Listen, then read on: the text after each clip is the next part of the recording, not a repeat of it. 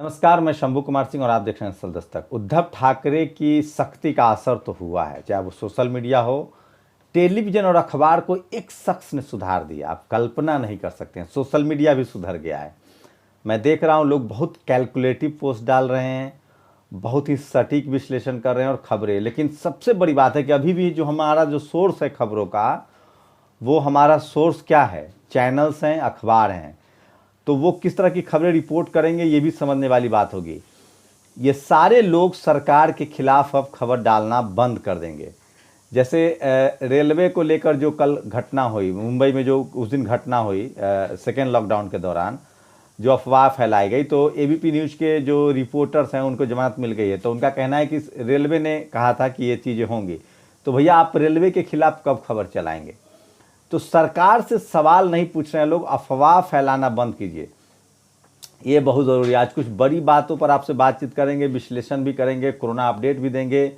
2,20,00,000 से ज़्यादा लोग जो हैं वो कोरोना वायरस की चपेट में आ चुके हैं और लगभग 1,30,000 लोगों की मौत हो चुकी है अब तक। लेकिन अच्छी बात यह है कि 6 लाख के करीब लोगों ने रिकवर भी किया है। अमेरिका में सबसे ज़्यादा मार पड़ रही है और 30,000 के करीब लोगों की मौत हो गई है और 6 लाख से ज़्यादा लोग पीड़ित हैं। लेकिन उसमें प्लस पॉइंट है कि वो टेस्ट बहुत ज़्यादा रैपिडली कर रहे हैं।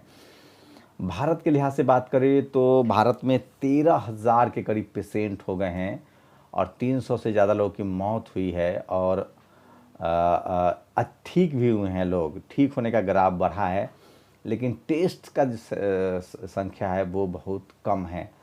तो अभी हम लोग ये लॉकडाउन जो है, जो सेकेंड लॉकडाउन है, उसके बाद लगभग लबो-लुआब साफ हो जाएगा। क्योंकि ये समय जो है, आपको बता दें कि 14 अप्रैल से लेकर 3 मई के बीच जो लंबा समय है 19 दिन का, उसमें लगभग चीज़ें साफ़ होंगी अगर लॉकडाउन हुआ। लेकिन लॉकडाउन को लगातार तोड़ा जा रहा है। मुरादाबाद ही एक उदाहरण नहीं है जहाँ डॉक्टरों पर हमला हुआ है।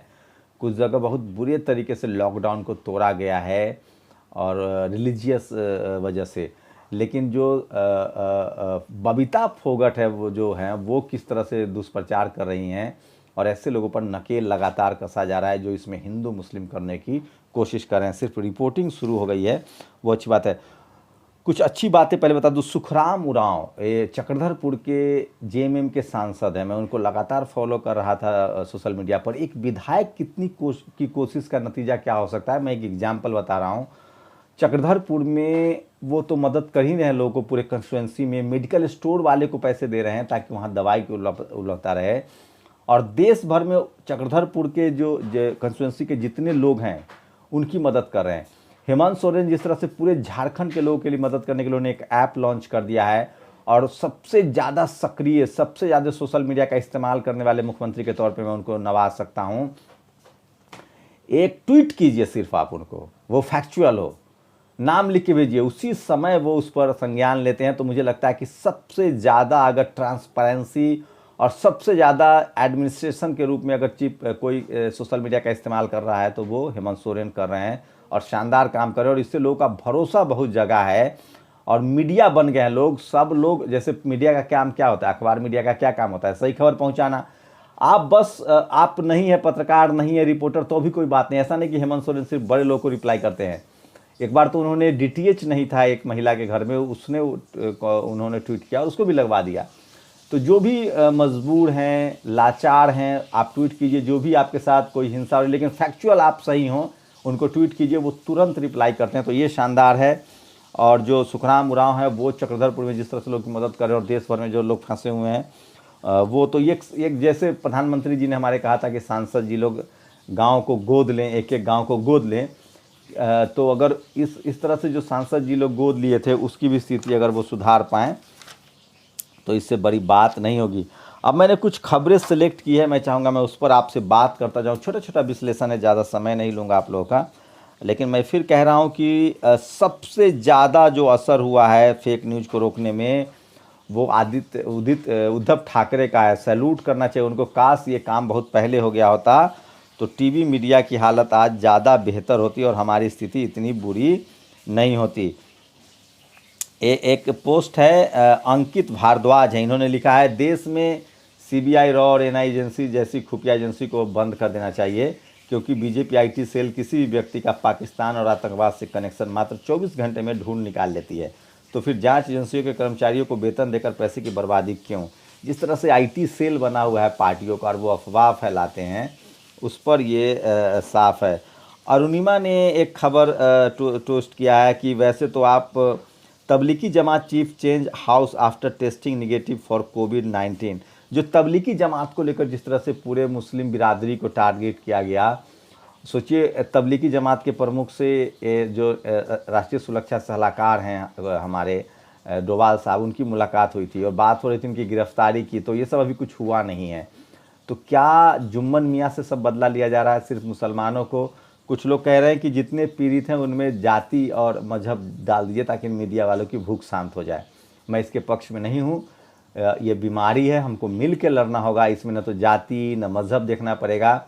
सोचिए कुछ लोग तो ये भी ट्विटर ट्रेंड चला रहे थे कि भैया इसीलिए ब्राह्मणवाद मनुवाद रखा गया था और अछूत इसीलिए बनाया गया था, शूद्र अनटचेबल इसीलिए बनाया गया था, और वो हमारी फिजिकल डिस्टेंसिंग थी। मैं मनोज झा की एक वीडियो लगाऊंगा जिन्होंने जो संसद में कहा है। सोचिए कि जो अछूत जिनको बनाया गया, जिनको शूद्र बनाया गया, उन पर क्या गुजरी होगी, जिनको पूरी ज़िंदगी लॉकडाउन में रखा गया है। तो अरुणिमा ने लिखा है और जमात वाले इनकी गिरफ्तारी नहीं हुई है। तो ये सब चीज़ें छोटे छोटे लोगों को टारगेट किया जा रहा है। एक वीडियो सोशल मीडिया पर चल रहा है, मैं उस पर बात नहीं करूँगा, वो सब चलता रहेगा। चलिए, कुछ एक वीडियो वायरल हुआ है, जो साधु हैं वो अलग अलग बैठ के जो है वो धूम्रपान करें। कुछ पत्रकार और संगठन कह रहे हैं कि गलती पत्रकार की नहीं रेलवे की है, जिसकी वजह से गलत सूचना फैली। ठीक है, मान लेते हैं। तो आप रेल मंत्री या उनके अधिकारियों के खिलाफ खबर कब चलाएंगे? दिलीप मंडल ने ये सवाल पूछा है। और थैंक्स उद्धव ठाकरे जो है वो ट्रेंड हो रहा है। तो ये तो बड़ा काम हुआ है, ये तो मानना पड़ेगा आपको कि ये बड़ा काम हुआ है। प्रतीक सिन्हा जो हैं, जो कि ऑल्ट न्यूज़ चलाते हैं, जो फैक्ट चेक के लिए सबसे बड़ी जगह है। ABP News attempted to ABP News और रूबिका लियाकत ने 180 डिग्री नहीं 360 डिग्री का यू टर्न लिया है। वो 180 डिग्री का यू टर्न है उनका, 360 पर फिर वही पहुंच जाएंगी। उन्होंने जमात मुसलमानों को लेकर जो मुंबई में भगदड़ हुई थी उसको लेकर सवाल उठाया था। तो वही ऑल्ट न्यूज़ ने उसमें सवाल भी, क्या मुस्लिम नेताओं ने भाषण देकर लोगों को उकसाया? ये सवाल के साथ उन्होंने फ़ोटो ट्वीट किया है। तो ये ऑल्ट न्यूज़ की खबर है। सोचिए बबीता फोगट जो हैं, ये जनसत्ता ने खबर लगाया है। बबीता फोगट जो हैं, कोरोना भारत में दूसरे नंबर की समस्या है, जाहिल जमाती अभी पहले पर बने हुए। ये बबीता फोगट का एक समुदाय विशेष को लेकर टिप्पणी है। बबीता फोगट पहले खिलाड़ी थी, रेसलर थी। उनकी बहन भी इसी तरह से टिप्पणी कर चुकी हैं। कंगना रनौत की बहन ने जिस तरह से कहा था कि गोली मार देनी चाहिए, उनका सस्पेंड कर दिया गया ट्विटर हैंडल। तो समझ में नहीं आता है कि कुछ खिलाड़ी, खासकर बीजेपी में जो लोग जाते हैं, वो इस तरह के कैसे टिप्पणी करते हैं। जबकि सचिन राज्यसभा भी गए हैं, बहुत सारे खिलाड़ी इधर उधर पार्टी में जाते रहते हैं। तो इससे पता चलता है कि कौन लोग पॉलिटिकल अपने इशू के लिए और इस तरह की चीज़ें करते हैं। तो बबीता फोगट को लोग काफ़ी क्रिटिसाइज कर रहे हैं। जनसत्ता ने एक और खबर लगाया है मुंबई से, कोरोना बता पड़ोसियों ने कर दिया बायकॉट, पैदल ही मुंबई से गांव के निकल पड़ा। जनसत्ता ने खबर लगाई है कि नंदलाल निषाद जो 38 साल के हैं, वो 1400 किलोमीटर दूर इलाहाबाद जाने के लिए पैदल निकल पड़े थे मुंबई से। उस तरह से बहुत सारे लोग की उसने कहानी लगाई है कि रंजना पवार 35 और उनके परिवार के 9 सदस्य सभी लोग हैं। तो लेकिन मुंबई पुलिस जो है वो उनको रास्ते में ही रोक के और उनका इंतज़ाम कर रही है। जो लोग घरों से निकलना, जैसे पहले लॉकडाउन में जिस तरह से भगदड़ मची थी और देर हो चुका था, लेकिन मुंबई से जो लोग निकलने की कोशिश कर रहे हैं उनका प्रशासन जो है वो इंतज़ाम कर रहा है। तो देखिए, लॉकडाउन को फॉलो कीजिए। सरकार की कोशिश होनी चाहिए कि उन तक राशन पानी और किसी तरह का भेदभाव ना हो। दिल्ली की एक खबर है, एक 3 फैमिली जो है वो क्वारंटाइन हो जाते हैं और अपने गार्ड पर आरोप लगाते हैं। गार्ड का रिपोर्ट आया कि नहीं, वो तो निगेटिव थे। तो इस तरह की चीज़ें हैं। आज तक ने ये दिल्ली की खबर है भैया। जो लोग सवाल कर रहे हैं कि भूखमरी नहीं है भूख से परेशान मणिपुर के छात्र करते दिखे इंतज़ार। तो सड़कों पर बैठ के मणिपुर के जो छात्र हैं वो खाने का इंतज़ार कर रहे हैं। तो ये देखिए, लॉकडाउन से तबाह अर्थव्यवस्था को रिजर्व बैंक का सहारा, मिलेंगे 50,000 करोड़, मिलेंगे, अभी मिला नहीं है। तो ये सब कुछ पोस्ट में आपको दिखा रहा हूँ। और माफ़ कीजिएगा, सॉरी। कमलजीत संधू ने लिखा है, watching CNN news reports courts expert says in absence of vaccine social distancing needs in place. CNN पर एक्सपर्ट्स बता रहे थे कि अगर वैक्सीन नहीं बनता है कोरोना का तो 2022 तक कम से कम आपको सोशल डिस्टेंसिंग, जिसको हम लोग फिजिकल डिस्टेंसिंग कहते हैं, वो रखना पड़ेगा। पंकज झा ने एक ट्वीट किया है कि कैंसर की दवा लेकर, आज तक ABP के रिपोर्टर हैं, कैंसर की दवा लेकर पुलिस कांस्टेबल पहुंच गए, बाइक पर बिना रुके 960 किलोमीटर का सफ़र, राशन खाना या फिर कुछ मास्क बांटे पर फोटो खिंचवाने वाले कुछ तो शर्म कीजिए। तो ये भी अच्छी कुछ ऐसे भी खबरें हैं। संकेत उपाध्याय जो NDTV के जर्नलिस्ट है, उन्होंने लिखा है कि कर्नाटका पीपुल इन ANI की खबर है कि Karnataka people in large number today participated in a religious festival in Chitapur Kalaburagi district amid lockdown to contain. Karnataka में एक रिलीजियस भीड़ में गैदरिंग हुई है और वहाँ लॉकडाउन को तोड़ा गया है। तो ये काफ़ी ख़तरनाक हैं और इस तरह की चीज़ें नहीं होनी चाहिए थी, क्योंकि वो तोड़ा गया है लॉकडाउन। तो सोचिए किस तरह के हालात हैं। और जनसत्ता ने लिखा है लॉकडाउन में शहर के मंदिरों में लगे ताले, पुरोहितों का घर खर्च चलाना मुश्किल। तो ये भी खबर है जो आप समझ रहे हैं। सोचिए कि जो पुरोहित होते हैं उनको इतने, this is the face of extreme poverty of our people, broadcaster Rohini Singh ने एक ट्वीट किया है। और DD न्यूज़ की जो सरकारी चैनल, उसकी काफ़ी आलोचना हो रही है। एक महिला की वो बाइट चला रहे हैं जिसमें वो महिला संभरात परिवार की लगती हैं, अपर मिडिल क्लास लगती हैं, और वो कह रही हैं कि 500 रुपये जो है उनके जनधन योजना में आया है और इसके लिए वो प्रधानमंत्री जी की। तो गरीबों का मजाक लोग समझ रहे हैं कि एक तो 500 रुपये में कुछ होता नहीं, और वो भी जो हैं वो इतने अमीर लोगों से बाइट ले रहे हैं चैनल वाले। We need media which is sensible, logical and strong with facts. Abdul Hafeez Gandhi ने कहा, ये प्रोफेसर हैं, और इन्होंने कहा कि हमें एक ऐसे मीडिया की ज़रूरत है जो कि सेंसिबल हों, लॉजिकल हों और फैक्ट पे बात करें। तो ये उन्होंने कहा है। तो ये ट्वीट कर रहे हैं और लगातार सोशल मीडिया पर लोग जो ट्वीट कर रहे हैं वो मैं आपको दिखा रहा था। मनोरमा सिंह अम्बेडकर ने ट्वीट किया, आपदा में बाबा रामदेव पतंजलि के 10 केजी आटे की थैली का रेट 300 से 375 रुपये कर दिया है, राष्ट्रवाद पर कोई सवाल नहीं। तो बाबा रामदेव पर आरोप लग रहा है कि उन्होंने आटे का दाम जो है 75 रुपये बढ़ा दिया है 10 किलो का। मेक इन इंडिया गैप चीन से लड़ने चले थे, अब उनकी टेस्टिंग किट के बिना काम न चला। सोचिए, जो लोग झालर का विरोध कर रहे थे वो अब चाइना पर, सब पूरी दुनिया चाइना पर निर्भर हो गई है। आप समझिए, चाइना ने जिस तरह से लॉकडाउन करके और अपना रिकवर किया है, और अब पूरे इंडस्ट्री, पूरी दुनिया में चाइना को मदद की ज़रूरत है, वो मदद कर भी रहे हैं और लोगों को सामान भी उन्हीं से खरीदना पड़ रहा है, इक्विपमेंट्स। तो गीता यादव है, वो भी पत्रकार हैं। कोरोना अमीर गरीबों का भेदभाव नहीं करेगा, ये थ्योरी गलत साबित हो गई। कोविड-19 के प्रभावों ने बता दिया कि अमीर रिकवरी कर जाएंगे और गरीब भूख, कर्ज या खुद कोरोना वीक इम्यूनिटी के चलते मर जाएंगे। तो यहाँ भी गरीबों पर मार पड़ रही है, तो सच बात है, फ्रैक्चर है। झारखंड सरकार ने जिस तरह जारी की, एक और पुष्पेंद्र सिंह कुशवाहा ने एक फ़ोटो के साथ ट्वीट किया है। फर्रुखाबाद जिले के मोहम्मदाबाद थाने क्षेत्र के कुस्साजापुर गांव के राजेश्वर दयाल शाक, गोमती देवी शाक, गौतम शाक आदि लोगों पर गांव के ही दबंग सवर लोगों ने खेत पर काम करते समय कुल्हाड़ी, फरसा, लाठी डंडों से घायल कर, देसी कट्टे से फायर कर भाग गए। अभी तक कोई कार्रवाई नहीं हुई है। तो जो जातीय हिंसा है वो लगातार बढ़ता जा रहा है, खासकर SC, ST, OBC और माइनॉरिटी पर। ये बहुत चिंताजनक है। ये जब सब कुछ रुका हुआ है, चोरी डकैती सब रुक गया है, उसके बाद भी इस तरह की घटनाएं हो रही, तो ये काफ़ी चिंताजनक है। और ये कुछ बड़ी खबरें थी जो हम आपको बता रहे थे आज की।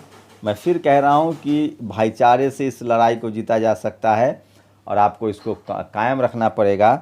और अगर आपने मजहबी दंगा कराया, जातीय भेदभाव को अभी आपने बढ़ावा दिया, या पहले भी कभी नहीं देना चाहिए, लेकिन अभी भी लोग जो हैं इससे बाज नहीं आ रहे हैं, तो ये बहुत ही इसरार अहमद शेख है, वो भी पत्रकार हैं, उन्होंने फिर से ABP पर आरोप लगाया है।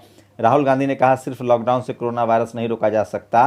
ABP न्यूज़ ने चलाया, राहुल गांधी ने कहा लॉकडाउन से कोरोना वायरस नहीं रोका जा सकता। देखिए, दोनों में फ़र्क है।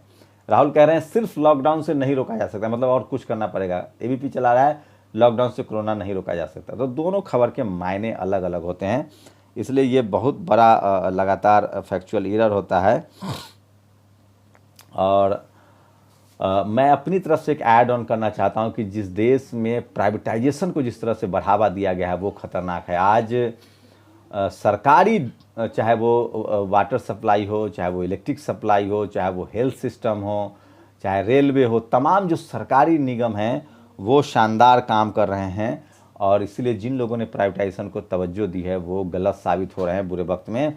इसी को लेकर प्रद्युम्न यादव ने, थोड़ा लंबा है लेकिन मैं उसको चाहता हूं कि जल्दी से पढ़ दूं। महान भारत देश पर 250 से अधिक शासन करने वाले देश ग्रेट ब्रिटेन के प्रधानमंत्री बोरिस जॉनसन 13 अप्रैल को कोरोना वायरस से मुक्त होकर सरकारी अस्पताल से डिस्चार्ज हो गए। ब्रितानी प्रधानमंत्री ने अपने भावुकता भरे संदेश में कहा, मेरी जान बचाने के लिए नेशनल हेल्थ सर्विस और नर्स जेनी, लुई और सारा को बहुत धन्यवाद, जिन्होंने अस्पताल में मेरे स्वास्थ्य का बहुत ख्याल रखा। नर्स सारा की कोरोना वायरस से मौत हो चुकी है, जिन्होंने प्रधानमंत्री को बताया उनकी मौत हो चुकी है। बोरिस जॉनसन सिर्फ इतने पर नहीं रुके, उन्होंने ऐसी बात अपने संदेश में कही जो भारत जैसे देश के लिए सबक और एक वार्निंग अलार्म है। उन्होंने कहा, national health service great Britain की अनमोल धरोहर और कीमती संपत्ति है, जिसे हर हाल में बचाए रखना है। यही सिस्टम आज हमारे देशवासियों की जान बचा रहा है। क्या है ग्रेट ब्रिटेन का national health service system? National health service system सरकारी अस्पतालों का समूह है जो अपने देश में निजी अस्पतालों के तुलना में काफ़ी कम दर पर स्वास्थ्य सेवा प्रदान करता है। आप भारतवासी जानकर हैरान रह जाएंगे कि ब्रिटेन की नेशनल हेल्थ सर्विस 16 लाख लोगों को रोजगार मुहैया कराती है। दुनिया की 5वीं सबसे बड़ी एम्प्लॉय फोर्स है।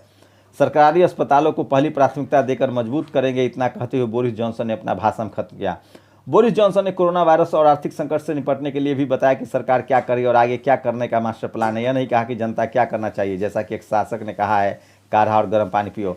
इटली, फ्रांस, स्पेन, पुर्तगाल, जर्मनी और ब्रिटेन ने आर्थिक मंदी से लड़ने के लिए निजी कंपनियों में निवेश कर खरीदना शुरू कर दिया है। फ्रांस और स्पेन ने तो कुछ प्राइवेट कंपनियों में निवेश करने की शुरुआत भी कर दी है। सरकार प्राइवेट कंपनियां खरीद रही हैं। स्पेन के प्रधानमंत्री ने तो स्पष्ट कर दिया कि कोरोना वायरस की लड़ाई जीतने के बाद भी निजी अस्पतालों पर सरकारी नियंत्रण का ढील नहीं होगा, क्योंकि संकट की स्थिति में पूंजीवादी गधे बिल में छुप गए हैं। स्पेन के राष्ट्रपति ने कहा है कि, प्रधानमंत्री ने माफ कीजिए, कहा है कि कोरोना खत्म होने के बाद भी प्राइवेट अस्पतालों को मुक्त नहीं किया जाएगा, क्योंकि जो प्राइवेट गधे हैं वो बिल में घुस गए हैं। भारत में सरकारी कंपनियों को बेचने की शुरुआत अटल बिहारी वाजपेयी ने की। प्रधानमंत्री नरेंद्र मोदी पूंजीवादी व्यवस्था और कुछ चुनिंदा उद्योगपतियों को लाभ पहुंचाने के लिए सरकारी कंपनियों को बीमार कर बेच रहे हैं। ऐसा नहीं है, ये सारी बीमारी शुरू हुई है सबसे पहले जब प्रधानमंत्री मनमोहन सिंह ने ग्लोबलाइजेशन लाया, और जब वो फाइनेंस मिनिस्टर थे और नरसिम्हा राव की सरकार थी, तब ये निजीकरण की शुरुआत बहुत धड़ल्ले से हुई है, और उसको वाजपेयी जी ने और अमली जामा पहनाया। उसके बाद फिर मनमोहन सिंह जब प्रधानमंत्री बने, वो बेरोक टोक चलता रहा, और मोदी जी तो उसमें अव्वल हैं। तो असली क्रेडिट जो जाता है ना, ये वित्त मंत्री थे उस समय मनमोहन सिंह और नरसिम्हा राव वाला। भविष्य के लिए LIC, ONGC, Bharat petroleum, BSNL, MTNL को जानबूझकर बीमार कर अडानी अंबानी को बेचने में लगा हुआ है। पूरी दुनिया ही नहीं, भारत में भी कोरोना वायरस महामारी में सरकारी अस्पताल और इनमें काम करने वाले डॉक्टर, नर्स, वार्ड बॉय और सफाई कर्मी फ्रंट लाइन पर लड़ रहे हैं। भारत के सरकारी अस्पताल और स्वास्थ्य सेवा इस देश की अनमोल धरोहर और कीमती संपत्ति है।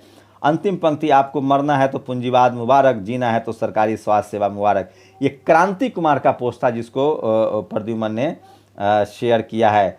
और ये तमाम चीज़ें हैं। कल जिस तरह से कासगंज में एक शख्स ने गोली मार दी एक महिला को, वो हृदय विदारक है। तो ये कुछ बड़ी फैक्चुअल खबरें थी। मैं इसलिए फिर कह रहा हूँ कि टीवी अखबार ने अपनी विश्वसनीयता खो दी है, उन पर भरोसा मत कीजिए।